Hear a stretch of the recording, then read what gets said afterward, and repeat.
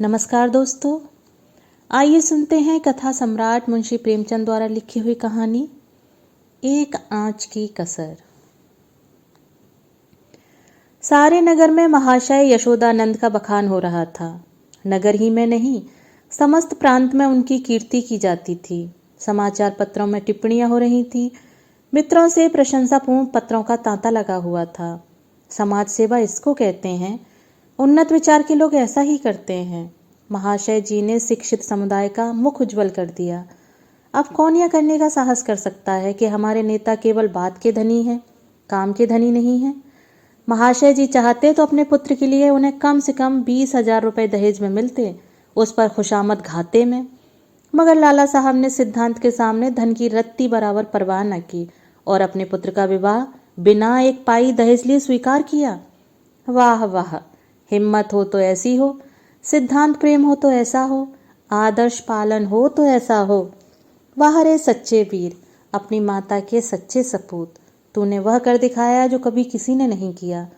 हम बड़े गर्व से तेरे सामने मस्तक नवाते हैं। महाशय यशोदानंद के 2 पुत्र थे।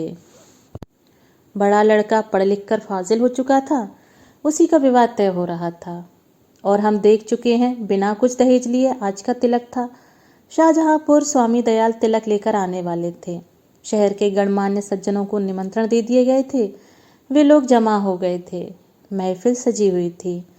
एक प्रवीण सितारिया अपना कौशल दिखाकर लोगों को मुग्ध कर रहा था। दावत का सामान भी तैयार था। मित्रगण यशोदानंद को बधाइयां दे रहे थे। एक महाशय बोले, तुमने तो कमाल कर दिया। दूसरे, कमाल? यह कहिए कि झंडे गाड़ दिए। अब तक जिसे देखा मंच पर व्याख्यान झाड़ते ही देखा।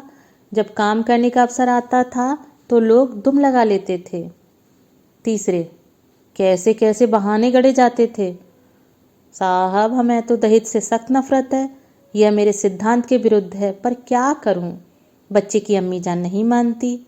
कोई अपने बाप पर फेंकता है, कोई और किसी पर।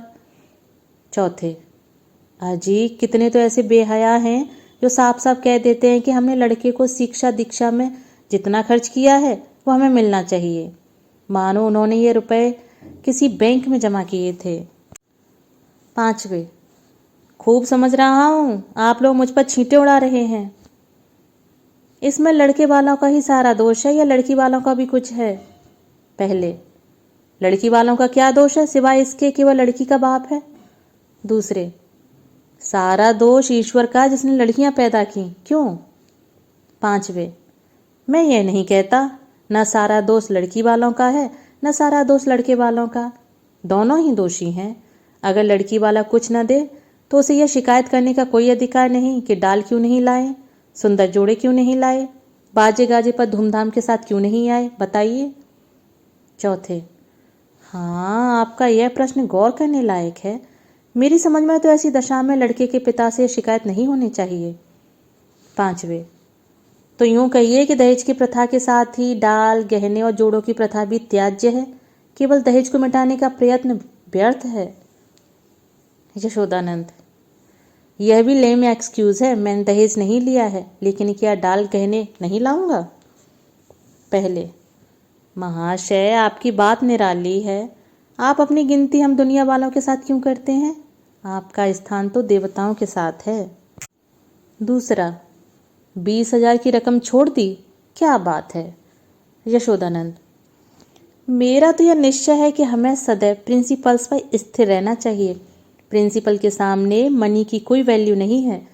दहेज की कुप्रथा पर मैंने खुद कोई व्याख्यान नहीं दिया, शायद कोई नोट तक नहीं लिखा। हाँ, कॉन्फ्रेंस में इस प्रस्ताव को सेकंड कर चुका हूँ। मैं इसे तोड़ना भी चाहूँ तो आत्मा ना तोड़ने देगी। मैं सत्य कहता हूँ, यह रुपए लूँ तो मुझे इतनी मानसिक वेदना होगी कि शायद मैं इस आघात से बच ना सकूँ। पांचवे, अब की कॉन्फ्रेंस आपको सभापति न बनाए तो उसका घोर अन्याय है। यशोदानंद, मैंने अपनी ड्यूटी कर दी, उसका रिकॉग्निशन हो या ना हो मुझे इसकी परवाह नहीं। इतने में खबर हुई कि महाशय स्वामी दयाल आ पहुंचे। लोग उनका अभिवादन करने को तैयार हुए। उन्हें मसनद पर ला बिठाया और तिलक का संस्कार आरंभ हुआ। स्वामी दयाल ने एक ढाक के पत्तल पर नारियल, सुपारी, चावल, पान आदि वस्तुएं वर के सामने रखी। ब्राह्मणों ने मंत्र पढ़े, हवन हुआ और वर के माथे पर तिलक लगा दिया गया। तुरंत घर की स्त्रियों ने मंगलाचरण गाना शुरू कर दिया। यहाँ महफिल में महाशय यशोदानंद ने एक चौकी पर खड़े होकर दहेज की कुप्रथा पर व्याख्यान देना शुरू किया। व्याख्यान पहले से लिखकर तैयार कर लिया गया था। उन्होंने दहेज की ऐतिहासिक व्याख्या की थी। पूर्व काल में दहेज का नाम भी न था महाशयो। कोई जानता ही न था कि दहेज या ठहरौनी किस चिड़िया का नाम है। सत्य मानिए, कोई जानता ही न था कि ठहरौनी है क्या चीज, पशु या पक्षी, आसमान में या जमीन में, खाने में या पीने में। बादशाही जमाने में इस प्रथा की बुनियाद पड़ी। हमारे युवक सेनाओं में सम्मिलित होने लगे। यह वीर लोग थे, सेनाओं में जाना गर्व समझते थे। माताएं अपने दुलारों को अपने हाथ से शस्त्रों से सजाकर रणक्षेत्र भेजती थीं। इस भांति युवकों की संख्या कम होने लगी और लड़कों का मोल तोल शुरू हुआ। आज यह नौबत आ गई है कि मेरी इस तुच्छ महातुच्छ सेवा पर पत्रों में टिप्पणियां हो रही हैं, मानो मैंने कोई असाधारण काम किया है। मैं कहता हूँ, अगर आप संसार में जीवित रहना चाहते हो तो इस प्रथा का तुरंत अंत कीजिए। एक महाशय ने शंका की, क्या इसका अंत किए बिना हम सब मर जाएंगे? यशोदानंद, अगर ऐसा होता है तो क्या पूछना था, लोगों को दंड मिल जाता। और वास्तव में ऐसा होना चाहिए।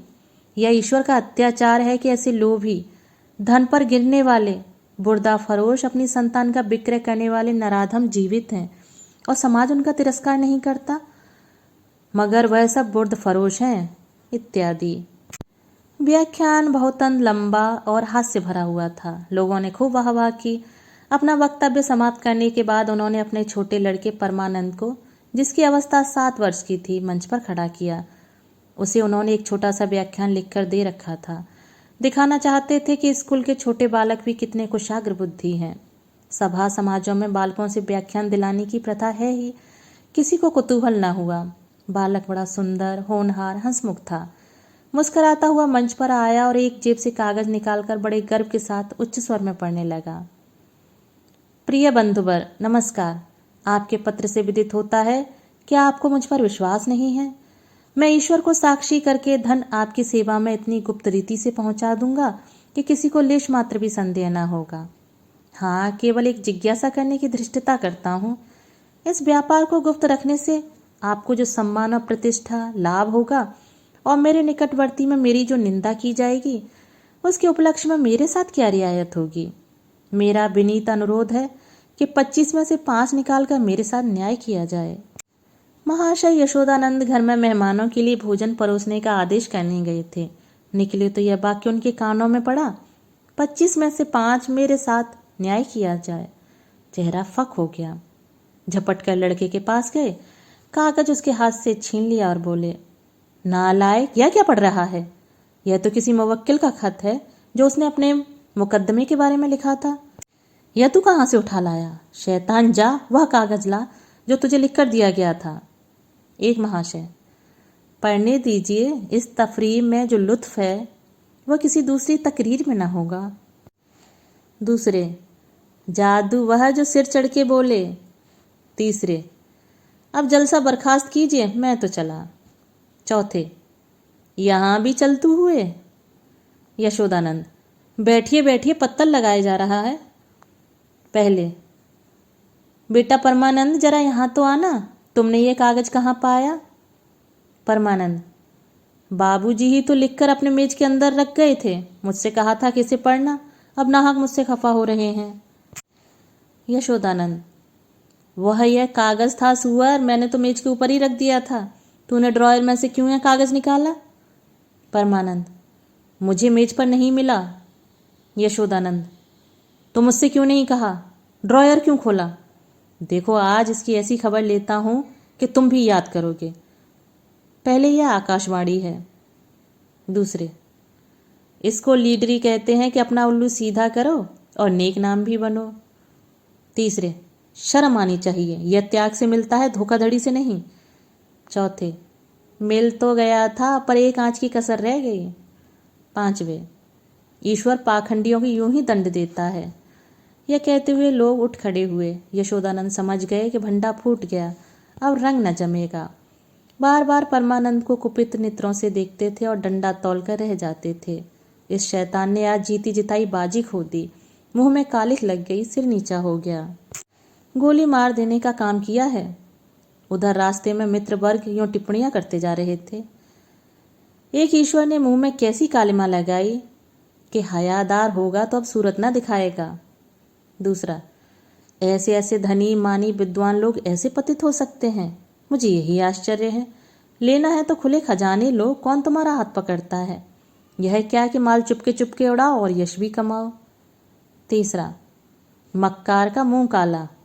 चौथा, यशोदानंद पर दया आ रही है। बेचारे ने इतनी धूर्तता की, उस पर भी कलई खुल ही गई। बस एक आंच की कसर रह गई। दोस्तों, अभी आप सुन रहे थे मुंशी प्रेमचंद द्वारा लिखी हुई कहानी एक आंच की कसर। दोस्तों, कहानी आपको पसंद आई हो तो वीडियो को लाइक, चैनल को सब्सक्राइब और अपने विचार कमेंट बॉक्स में साझा जरूर कीजिएगा। धन्यवाद।